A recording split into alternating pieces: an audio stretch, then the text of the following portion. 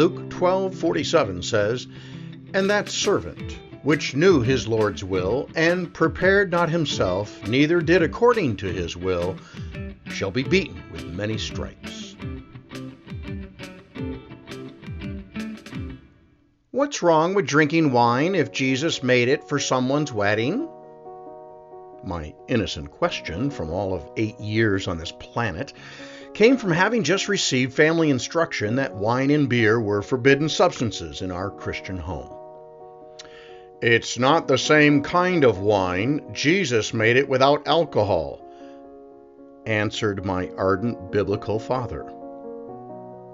"But I saw other Bible verses that said, 'Don't get drunk on wine.' If there wasn't any alcohol in it, how could they get drunk?"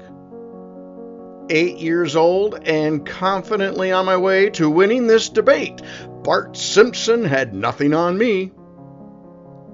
"I said Jesus didn't make wine with alcohol. That wine came from someone else."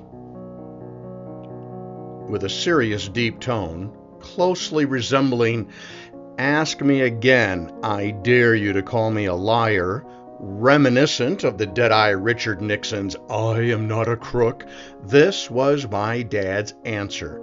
Straight-faced, not an ounce of irony. I've had similar, very brief debates with my parents throughout my childhood about why the Bible would say something that didn't make sense. The Old Testament says don't eat pork. Well, then why do we eat pork? If Jesus can walk on water, why did he cross the lake in a boat? I was pretty relentless with my questions. They would, however, always have a ready answer and corresponding Bible verse to prove their case. After too many years and too few convincing answers attempting to reconcile reason with their rebuttal, I quit trying. I was taught well. Do not question beliefs steadfastly held and passed on generation to generation. It'll only lead to frustration and alienation from any adult in my sphere of home and social contact. Since those young, curious years, I have discovered that we can make any written or spoken word say whatever we want it to say. Add a letter here, a word there, and you have a whole new game in Scrabble. If you read my own feeble writings, separate a sentence here, rearrange, delete, add a word there, and voila, you created a whole new version of my life. Score a double-double to boot. The Bible verse that I quoted to begin this recording was from the movie 12 Years a Slave. It was spoken by the sadistic plantation master to validate his evil, malicious whipping of slaves who did not pick enough cotton. Is this Bible verse an accurate interpretation and English translation of the author's original words and intentions? Or did the plantation owner select this exact passage because it conveniently gave him authority and permission to shred the flesh and blood under his command? Of course, disregarding other equally instructive Bible verses such as, "Love your neighbor as yourself." I had religious verses recited, instructed, and branded upon my psyche all my formative years. As a result of these drills, I grew up guilty of something every day. I didn't love my little sister enough. I didn't pray enough. I was selfish. I thought too highly of myself, and on and on and on. However, this extreme doctrine also taught and stressed that whatever happened, as I lived through good times and bad, it was all a part of God's plan. Do not question it. Everything bad is most likely happening because of my own sinful choices. But God is in control, and everything is going along wonderfully according to His loving design for my life. All this back and forth? Who's right? I'm wrong. What's happening? And why? Like a quarter spinning on a table, not knowing heads from tails, where will I land? But above all and through it all, never forget the unchangeable, ingrained lesson: do not question the proper order of the universe. Don't do it. No wonder I felt like a lunatic all these years. I finally tired of the spinning. I tired of the guilt, and worse, the guilt of not knowing why I thought and felt the way I did. This began my journey to ask questions. I began to ask questions to unearth, examine, discover true and real answers, not those answers I had blindly accepted and had been spoon-fed repetitively with stern commands of obedience. As I worked through this inquisitive process, the questions began piling one atop of the other.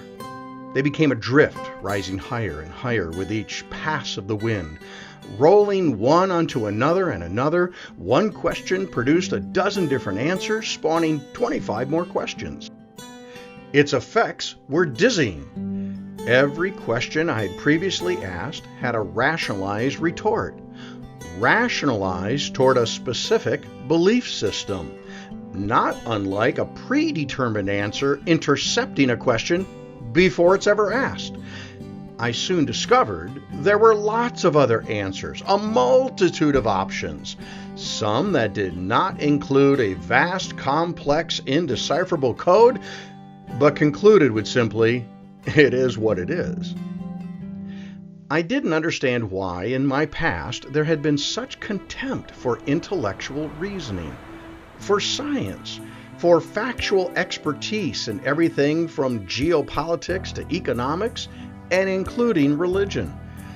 It was as if the rational part of the brain was directed to purposely surrender to the blind alley of "I believe," regardless of credibility or sustenance. Any challenge, any examination of unresolved or contradictory issues was met with fear and anger. Slow fuming and disappointment were the aftermath when my family was faced with the realization that not everything one thought or felt could be controlled. My eternal salvation was questioned, and my authenticity and integrity were challenged simply because I asked questions. Eventually, and inevitably, I found myself divided from those who believed in these maniacal extremes, disappointment shadowing our conversation, or no conversation at all, which was more often the case, uncomfortable silence more readily acceptable than acknowledging a failure of indoctrination. To describe what blind, robotic, unquestioning obedience to an extreme belief structure produced in my young life, I would say it was a hurtful, confusing, frustrating, tormenting time growing up. We did not have banter, laughter, or a lively exchange of thoughts, feelings, and ideologies. We were cast from a long-standing tradition of doctrine, an extreme interpretation of religious obligations that produced a horrific, self-loathing identity. I'm surprised I made it this far without screwing up my whole life, fighting through this tangled bramble. Painful scratches and scars certainly bled, but I broke through intact, sitting upright in society and avoiding the damages of what could have been a psychotic, twisted, unhinged view of reality.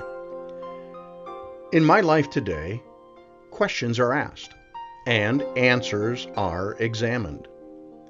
Some would call it a dialogue versus decades of marched monologues and dogmatic decree. Through this process of questions and examinations, challenging long-held convictions, there was one question that persistently probed and picked its way, its answer unfathomable when compared to everything I was taught to believe. This was the question I couldn't shake.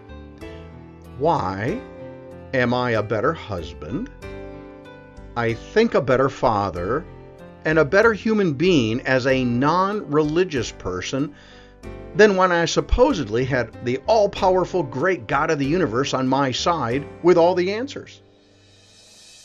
Why was I a conflicted prick to so many people as a self-proclaimed believer of a certain truth?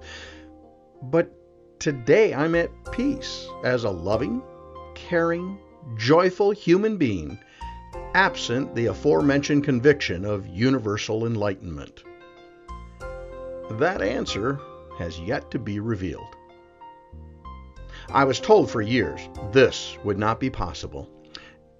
Even last Sunday, when attending my cousin's church services to enjoy the beautiful bell choir that she directs, all in attendance were told that we were incapable of loving our neighbor unless we drank from a specific well, the only true divine source for any attempt to do what is good. Does believing something to be true make it true? Isn't intelligent, well thought out belief predicated on the credibility of its source, its foundation examined and concluded to be sound for building a philosophy of faith and practice, encompassing this present and possibly future existence? If so, my examination must look closely at the basis of my specific beliefs. Knowing a faulty source opens the door to alternative and never before considered conclusions to previously unexamined rote belief. Failing to perform this examination will reveal I am either too lazy to put forth the effort, numbly agreeing to what is placed before me, or am willing to reject proven facts of scholarship, science, and history in favor of my stubborn but now unreliable belief. Taxonomy is the science of defining groups of biological organisms.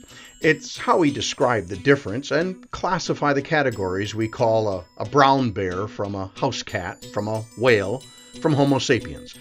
These classifications are created through their shared characteristics, taxonomy. For example, two guys were bored sitting at a bar. They decided to perform an experiment using a variation of taxonomy. Who is a Norwegian? Any person who walks in the bar and looks Norwegian will be counted. A tall, statuesque blonde woman walks in, shapely and sensuous with striking blue eyes. She is noted with a yes or no if her observable traits would likely make her heritage Norwegian. Conversely, a short, pudgy male waddles in, beady, rat-like eyes, sporting a black, bushy mustache, is equally noted with yay, or more likely nay, to the tally of who is a Norwegian. Playing this game, the two guys surprisingly found they agreed 90% of the time as to who a Norwegian is likely to be by clearly obvious characteristic traits.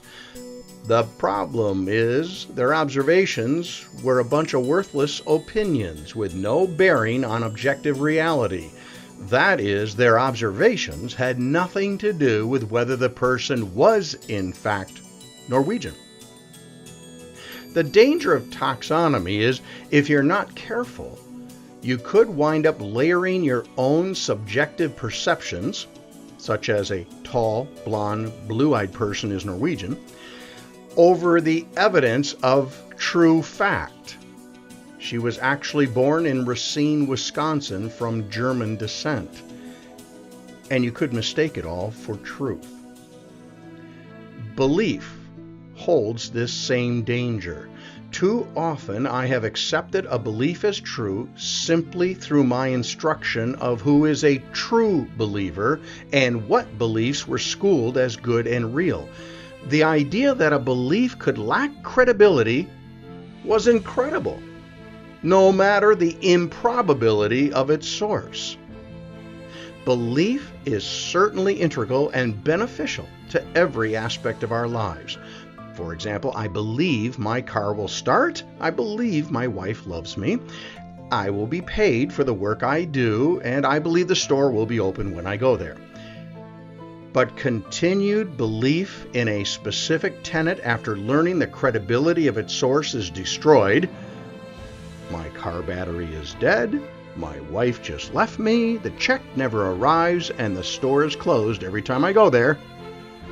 Well, that belief is sadly naive at best, or delusional at worst, if I proselytize others to follow my misguided path.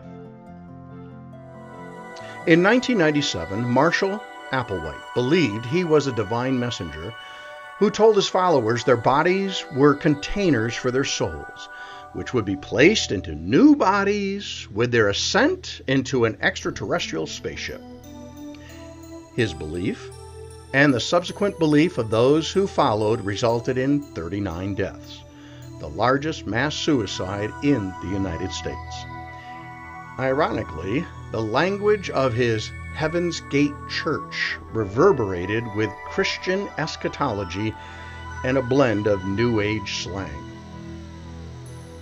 What is not understood by those who accept any creed without assessment is that revolutions, whether society, culture, and yes, even religious revolutions, they all give birth to romantics, those who long for the enrichment of better times, better relationships, a purpose for living.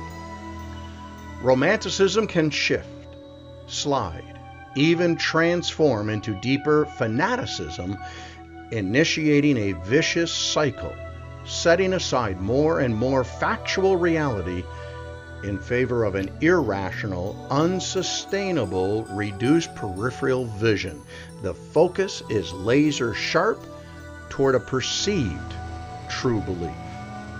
It's why cults want their followers to renounce all ties to family and friends, except those who are in the cult. They desire to control all aspects of their lives, where to go, what to think, how to spend their earnings. And most of all, they tell their followers, don't ask questions. Would the intrusion of fact, scientific evidence, or a dose of historical reality have saved a few tragic souls who followed Marshall Applewhite to the mothership? Would a speck of cynicism have proven to be a better belief system than stubborn faithfulness to a fantastical vision? From my experience, as I have felt the bloody spear of judgment and devaluation for asking questions, demonstrating my unfaithfulness to some, and having been promised crowns of glory and streets of gold for following a true belief, I am now convinced that I have a different role, a specific job as a parent, friend, neighbor, and spouse, if I am to set an example to those in my sphere, offering a path delivering them from an outcome other than my own. My job is to encourage and implore everyone every day moving forward, ask questions. Question your world. Question your relationships, your beliefs. Question your impact on those around you.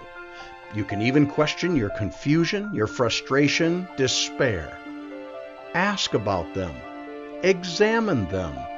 Turn them around. Turn them upside down. Determine their veracity, their credibility, their authenticity to your world, your relationships, your understanding of personal self-worth. If the answers to your questions are vague or insipid, call them out. If the answers are illogical, reason them through to a sustainable conclusion. It's time to stop the madness of an unexamined life propped up by an unquestioning mind. Ask anyone about anything. I've been told what you can't talk about controls you. It's not only perfectly right to ask questions, it's your living, breathing obligation not to live the life of a brain-dead turnip. Those who love you will accept the challenge of your inquisitive mind and be thankful for your maturing as a bright, intelligent, thoughtful person, no matter your chronological age. My job, I now believe, is to assist in inquiries with the tools necessary to explore these thoughts and questions with safety. My job, consequently, is to saturate my kids, my spouse, my loved ones with value. If they can accept as fact that they are valuable human beings, no matter what issues they are struggling with, no matter what questions are twisting their thoughts, no matter how far they are searching for peace, contentment, and understanding, they have the opportunity to view themselves as worthy of love and capable of giving love. They have value. Asking questions, digging deeper to discover a personal bedrock for belief should never derail the essential element of value. If your questions raise suspicion, fear, and discomfort, it could be a sign you're on the right track. Who has anything to fear by asking if something or anything is really true? Belief is the result of a thoughtful, knowledgeable, reasoning examination of the issues, answering all, if not most questions, and not a presumed foregone conclusion based on tradition and culture. What questions do you have?